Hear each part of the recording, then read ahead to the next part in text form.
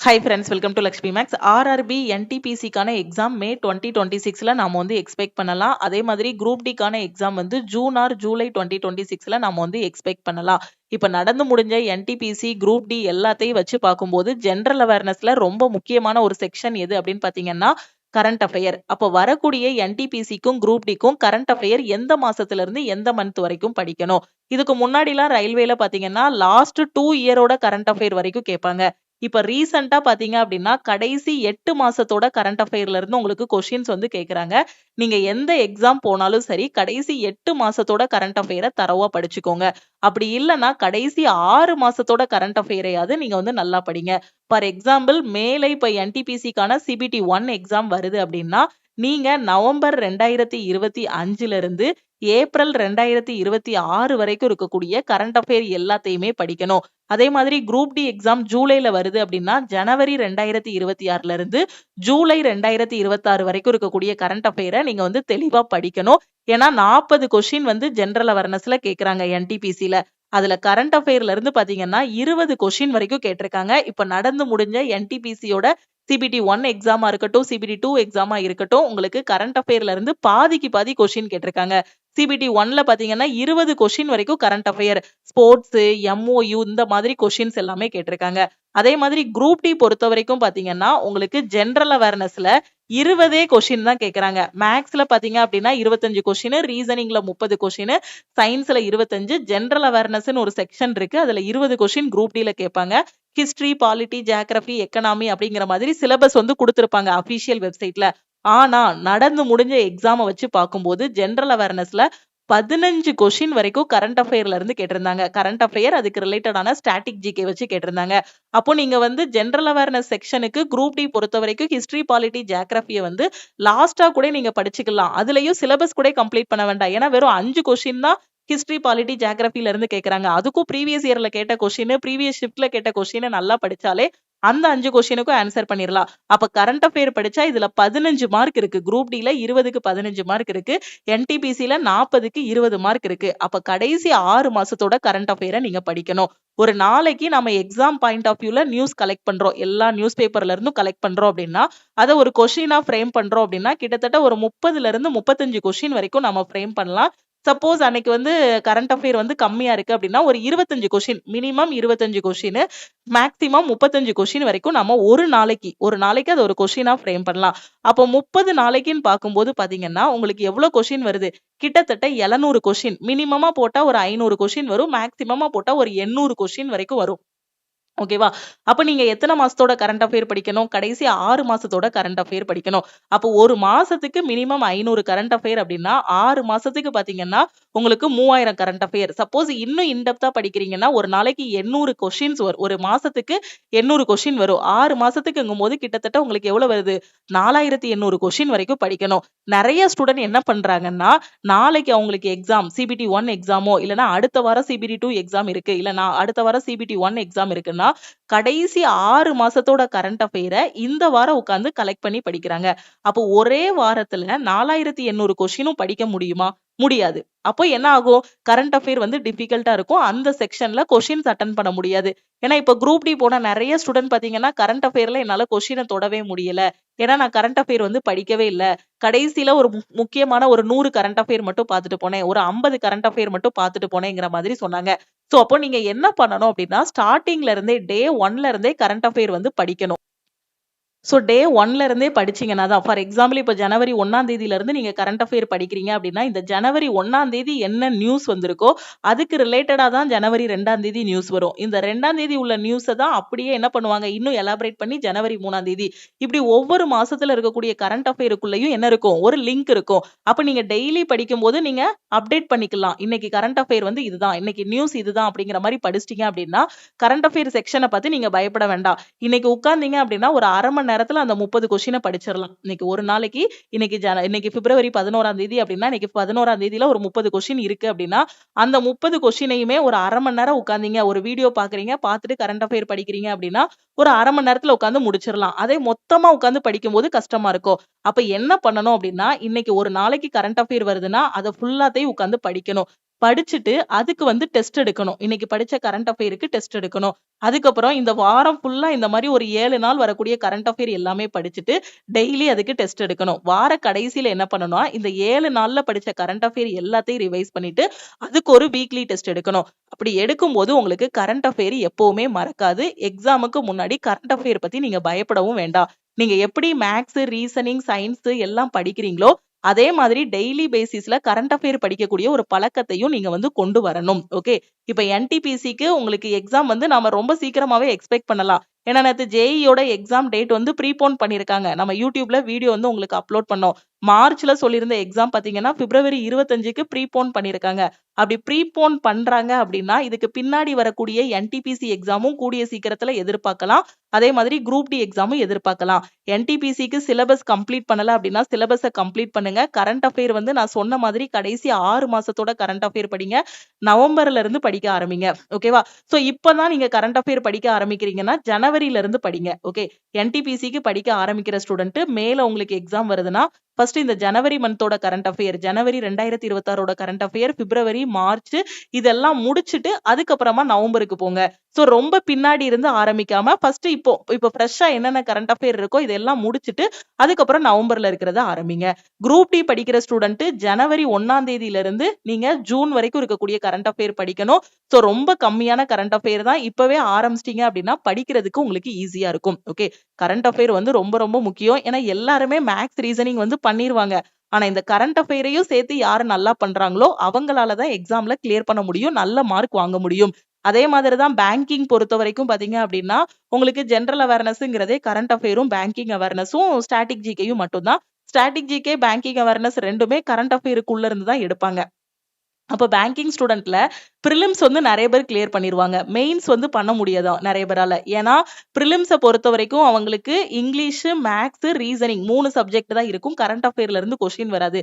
ஆனா மெயின்ஸ் போகும்போது பாத்தீங்கன்னா மேத்ஸோட பிரிலிம்ஸுக்கும் மெயின்ஸுக்கும் சம்பந்தமே இருக்காது. அந்த மாதிரி கொஸ்டின்ஸ் இருக்கும். பிரிலிம்ஸ்ல ஈஸி லெவல் கொஸ்டின் இருக்கும். மெயின்ஸ் போகும்போது நிறைய ஸ்டூடெண்ட் இந்த ஜிகே செக்ஷன் இருக்கு பாத்தீங்களா, கரண்ட் அஃபேர் இதை நல்லா படிச்சிருவாங்க. ஏன்னா பேங்கிங்கோட மெயின்ஸ் பேப்பர் பாத்தீங்கன்னா மேத்ஸ், ரீசனிங் எல்லாமே எடுக்கவே முடியாது. அந்த அளவுக்கு பெருசு பெருசா இருக்கும். பசில்ஸ் எல்லாம் ஒரு செட் சால்வ் பண்ணாலே நம்ம வந்து நல்ல ஸ்கோர் வாங்கிடலாம் பேங்கிங்ல.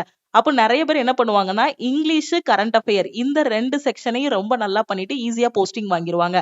சோ பேங்கிங்கோட ஸ்ட்ராட்டஜி இதுதான். இப்ப ரயில்வேக்கும் அதே மாதிரி தான். நமக்கு மேத்ஸ், ரீசனிங், ஜெனரல் அவேர்னஸ்ங்கிறது கரண்ட் அஃபேர் இது ரெண்டையும் எல்லாரும் நல்லா படிச்சிடுறாங்க. படிச்சுட்டு ஒரு 55 மார்க் 60 மார்க் வாங்கிடுறாங்க. ஆனா அதுக்கு அடுத்து ஒரு 20 மார்க் எக்ஸ்ட்ரா, ஒரு 25 மார்க் எக்ஸ்ட்ரா வாங்குறதுக்கு யாரு தேவை? கரண்ட் அஃபேர் தேவை.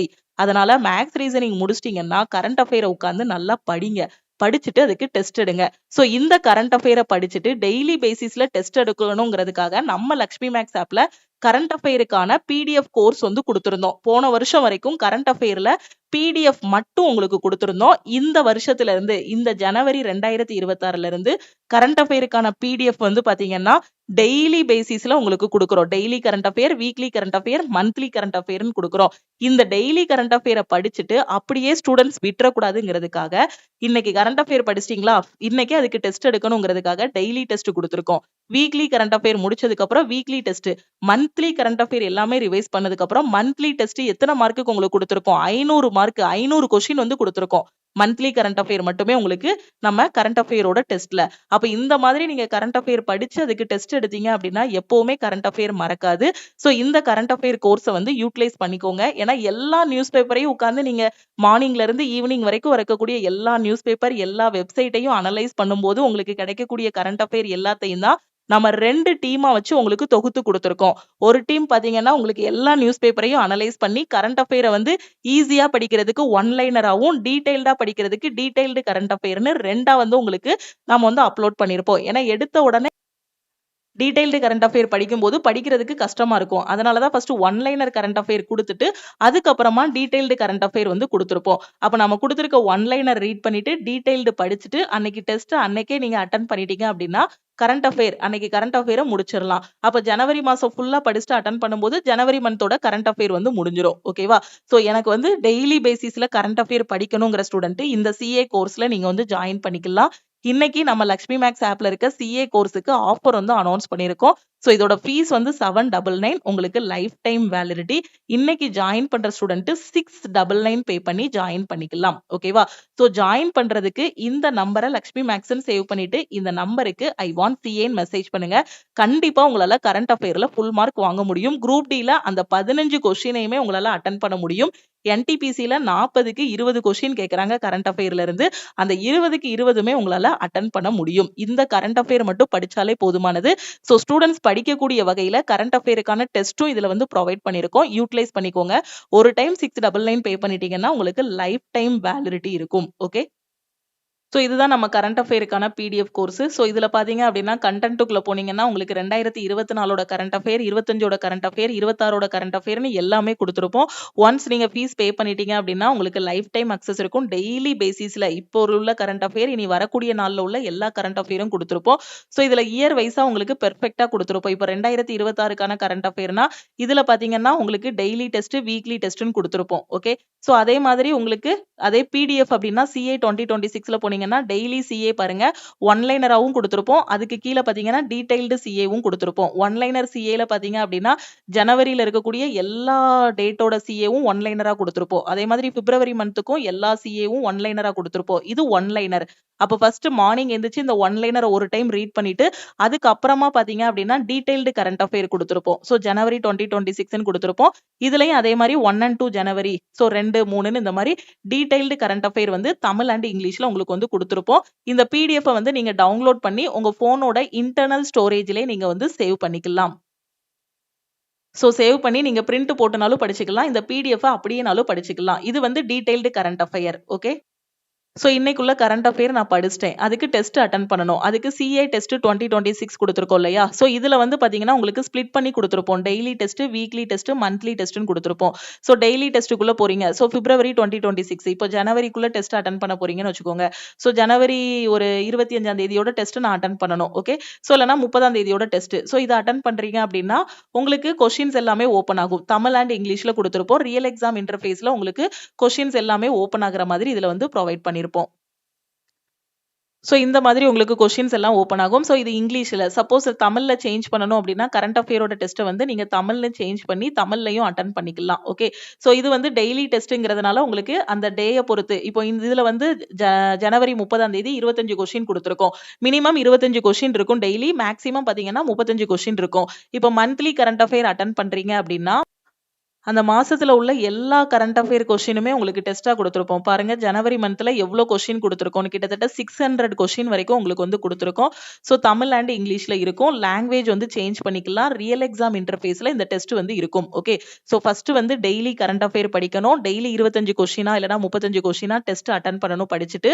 அதுக்கப்புறம் அந்த 7 நாளும் படிச்சு முடிச்சதுக்கு அப்புறம் வாரத்துல உள்ள எல்லா கரண்ட் அஃபேரையும் ரிவிஷன் பண்ணிட்டு வீக்லி டெஸ்ட் வந்து அட்டன் பண்ணணும். ஜனவரி மாசத்தோட கரண்ட் அஃபேர் ஃபார் எக்ஸாம்பிள் இப்போ அந்த மாசத்துல உள்ள கரண்ட் அஃபேர் எல்லாமே படிச்சிட்டீங்க அப்படின்னா மாச கடைசியில மந்த்லி கரண்ட் அஃபேரும் நீங்க வந்து டெஸ்ட் அட்டன் பண்ணணும். ஓகேவா? சோ இப்படி அட்டன் பண்ணிட்டீங்க அப்படின்னா கரண்ட் அஃபேர் எப்பவுமே மறக்காது. நீங்க வந்து ஃபிங்கர் டிப்ஸ்ல வச்சுக்கலாம். எக்ஸாமுக்கு முன்னாடி ஜஸ்ட் ஒரு டைம் ரீட் பண்ணி மட்டும் விட்டா போதும். ரீட் பண்ணி விட்டுட்டு அகைன் இந்த டெஸ்ட்டை வந்து ரிவைஸ் பண்ணிட்டு ஒரு டைம் அட்டன் பண்ணி பாத்தீங்கனாலே போதுமானது. ஓகேவா? சோ 2 டீம் வச்சு கரண்ட் அஃபேர் உங்களுக்கு பெர்ஃபெக்ட்டா ரெடி பண்ணி கொடுத்துருக்கோம். சோ இந்த டைம் கண்டிப்பா உங்களால கரண்ட் அஃபேர்ல ஃபுல் மார்க் வாங்க முடியும். ஆனா எனக்கு நாளைக்கு எக்ஸாம், நான் இன்னைக்கு உட்கார்ந்து இந்த கரண்ட் அஃபேர் எல்லாம் படிச்சிடலாமான்னு கேட்டீங்கன்னா கண்டிப்பா முடியாது. சோ டெய்லி உட்கார்ந்து படிக்கணும். உங்களுக்கு ஒரு 4 மாசம் கழிச்சு எக்ஸாம் அப்படின்னா இன்னையில இருந்து கரண்ட் அஃபேர் படிக்க ஆரம்பிங்க. என்னென்ன இந்த கரண்ட் அஃபேர்ல கொடுத்துருக்கோமோ எல்லாத்தையுமே படிங்க. வேற நியூஸ் பேப்பர் எதுவுமே ரீட் பண்ண வேண்டாம். எல்லாத்தையுமே தொகுத்து தான் கொடுத்துருக்கோம். எல்லா வெப்சைட், நியூஸ் பேப்பர் எல்லாத்தையும் அனலைஸ் பண்ணி தான் ஒரே இடத்துல மொத்தமா கரண்ட் அஃபேர் வந்து ப்ரொவைட் பண்ணிருக்கோம். சோ யூட்டிலைஸ் பண்ணிக்கோங்க. உங்க ஃப்ரெண்ட்ஸும் கரண்ட் அஃபேர் எங்க படிக்கணும், எப்படி படிக்கணும்னு தெரியாம இருக்காங்க அப்படின்னா அவங்களுக்கும் நம்ம சிஏ கோர்ஸ் பத்தின இன்ஃபர்மேஷனை ஷேர் பண்ணுங்க.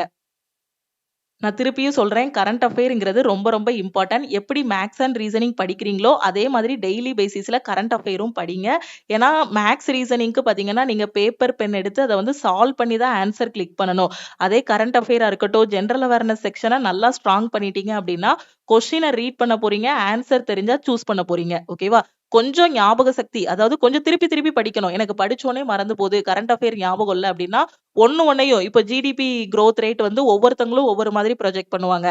அப்ப அந்த நம்பர்ஸ் எல்லாமே எது கூடயாவது ரிலேட் பண்ணி படிக்கணும். அதே மாதிரி தான் ஏதாவது ஒரு நேம் வருது, இல்லன்னா ஏதாவது ஒரு கேம் நடந்திருக்கு. அதுல யாரு வின்னரு, யாரு ரன்னரு, அது எங்க நடந்திருக்கு, இதுக்கு முன்னாடி எப்ப நடந்துச்சுங்கக்கூடிய எல்லா டீட்டெயில்ஸுமே நீங்க படிக்கணும். சோ இது எல்லாத்தையுமே ஒரு இது மாரி, ஒரு கதை மாரி உட்கார்ந்து படிச்சிட்டீங்க அப்படின்னா, ஈஸியா கரண்ட் அஃபேர்ல ஃபுல் மார்க் வாங்கிரலாம்.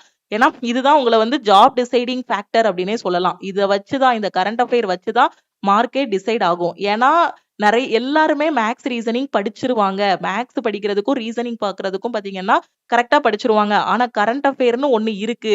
அத டெய்லி ஒரு நோட்டு போட்டு உட்கார்ந்து எழுதி படிக்கணும். அதுக்கு டெஸ்ட் எடுக்கணும் அப்படிங்கிற மாதிரி யாருமே பண்ண மாட்டேங்கிறாங்க ஸ்டூடண்ட். அதனால தான் அவங்களோட மார்க் பார்த்தீங்கன்னா, ஒரு 50, 55லயே அப்படியே ஸ்டாக்னன்ட் ஆகி நிக்கிறாங்க. சோ நீங்க கொஞ்சம் புத்திசாலித்தனமா யோசிங்க. கரண்ட் அஃபேரையும் நல்லா படிச்சிட்டீங்கன்னா, 50, 55 மார்க்க வந்து 80, 85 மார்க் ஆக்கிரலாம். சோ அப்போ ஃபர்ஸ்ட் அட்டெம்ப்ட்லயே கிளியர் பண்ணிரலாம். இல்லன்னா நாம ரிப்பீட்டடா எனக்கு கரண்ட் அஃபேர்ல தான் மார்க் போகுது, கரண்ட் அஃபேர்ல தான் மார்க் போகுதுன்னு சொல்லிக்கிட்டே இருந்தோம் அப்படின்னா, அப்படியே இருக்க வேண்டியதா. சோ படிங்க. கரண்ட் அஃபேர் எல்லாத்தையுமே தொகுத்து ஒரே இடத்துல உங்களுக்கு குடுத்தாச்சு. யூட்டிலைஸ் பண்ணிக்கோங்க. உங்க ஃப்ரெண்ட்ஸுக்கும் நம்ம சிஏ கோர்ஸ் பத்தின இன்ஃபர்மேஷன ஷேர் பண்ணுங்க.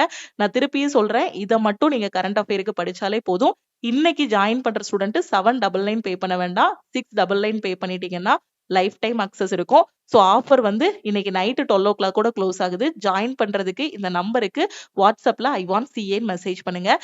வேற எதுவும் டவுட் இருக்கு அப்படின்னா இந்த நம்பருக்கே நீங்க வந்து கான்டாக்ட் பண்ணி கேட்டுக்கலாம். சோ கரண்ட் அஃபேருக்கான பிடிஎஃப் வந்து குடுத்துருவோம். உங்க போனோட இன்டர்னல் ஸ்டோரேஜ்லயே நீங்க வந்து டவுன்லோட் பண்ணிக்கலாம். டவுன்லோட் பண்ணி பிரிண்டும் போட்டுக்கலாம். டெஸ்ட்டும் அதே மாதிரி பாத்தீங்கன்னா ரியல் எக்ஸாம் இன்டர்ஃபேஸ்லயே நீங்க வந்து அட்டெண்ட் பண்ணிக்கலாம்.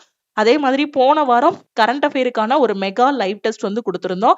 அந்த டெஸ்ட்ட அட்டெண்ட் பண்ணாத ஸ்டூடண்ட்டும் குயிக்கா அட்டெண்ட் பண்ணுங்க. ஏன்னா அந்த டெஸ்ட் 4 நாள் குடுத்திருந்தோம். இன்னைக்கு நைட் 12:00 கூட அந்த ஃப்ரீ லைவ் டெஸ்ட் வந்து க்ளோஸ் ஆகுது. ஓகே.